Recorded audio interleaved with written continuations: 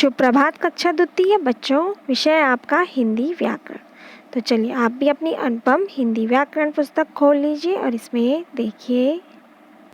इसमें बच्चों हम आपको अभी तक अध्याय 3 मात्राएं तक अध्ययन करवा चुके हैं और जिसमें हमने मात्राओं के बारे में जाना। और अब हम इन्हीं अध्याय आपका पहला अध्याय भाषा, वर्ण, विचार और मात्राएं का अध्ययन एक बार फिर से करेंगे। तो चलिए आप भी खोल लीजिए अपना अध्याय पहला अध्याय भाषा। और इस अध्याय में हमने भाषा के बारे में जाना कि भाषा का प्रयोग कितने प्रकार से होता है। भाषा का प्रयोग 4 प्रकार से होता है: बोलकर, सुनकर, लिखकर और पढ़कर। फिर हमने इसमें भाषा के रूप जाने। भाषा के 2 रूप होते हैं, मौखिक रूप और लिखित रूप। तो अब देख लीजिए बच्चों, पेज नंबर 3 में यहाँ पे लिखा है विशेष। और फिर है क्या हम अपने मन की बात संकेत या इशारे से भी समझा सकते हैं।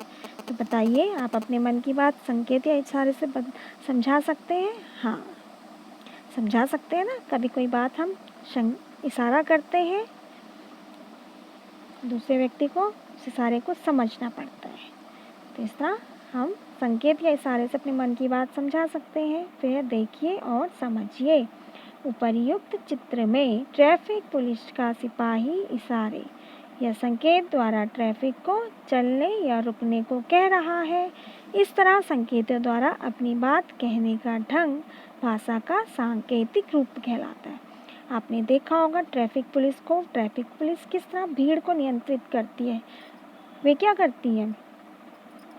इशारे ही तो करती है ना, अपने हाथों से इशारे करती है, संकेत देती है कि आपको अब आगे बढ़ना है, रुकना है।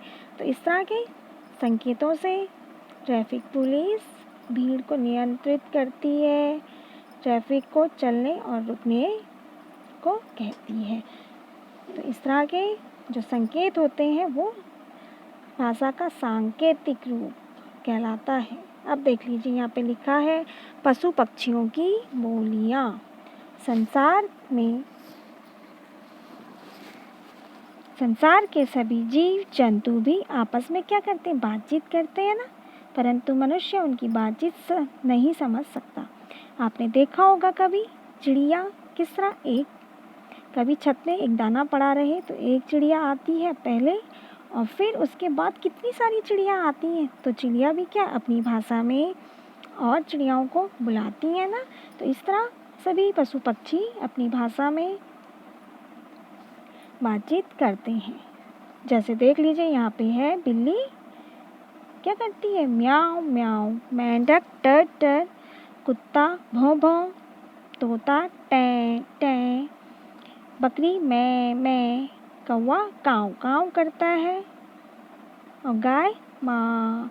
इस तरह से अपनी भाषा में बोलते हैं ना।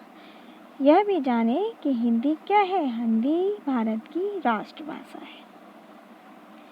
हिंदी हमारी राष्ट्रभाषा है ना। अब इसी क्रम में आगे बढ़ते हैं। तो देख लीजिए आप अगले पेज में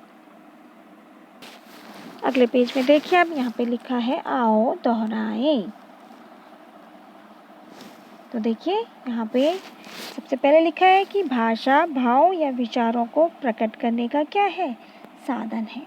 भाषा के ही माध्यम से हम अपने भाव या विचार क्या करते हैं? प्रकट करते हैं, एक दूसरे को बता पाते हैं।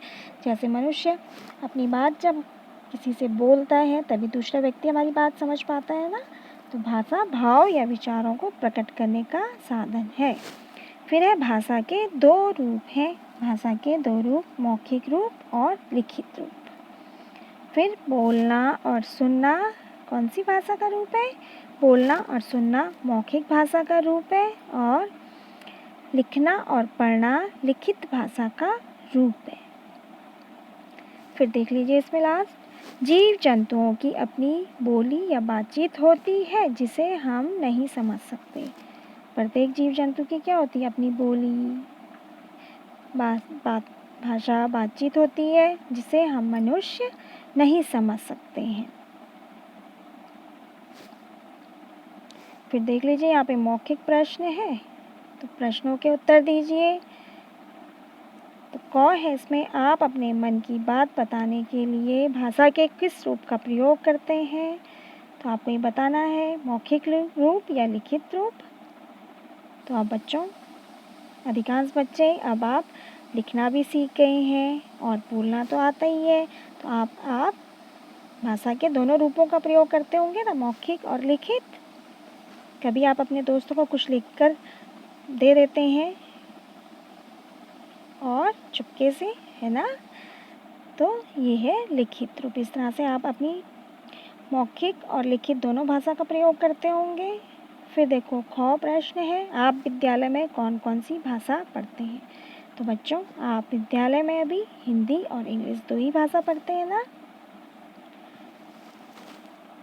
और जब आप बड़ी क्लास में जाएंगे तब आपको संस्कृत भी भाषा पढ़ने को मिलेगी। तो अभी आप सिर्फ हिंदी और इंग्लिश 2 भाषाओं को पढ़ते हैं स्कूल में। तो आज हम यहीं तक अध्ययन करेंगे। आप अपना प्रथम अध्याय भाषा एक बार फिर से पढ़ने का प्रयास करेंगे बच्चों। तो चलिए बच्चों, आज आप यहाँ मौखिक प्रश्नों तक एक बार फिर से इस अध्याय को पढ़ लीजिए। धन्यवाद बच्चों।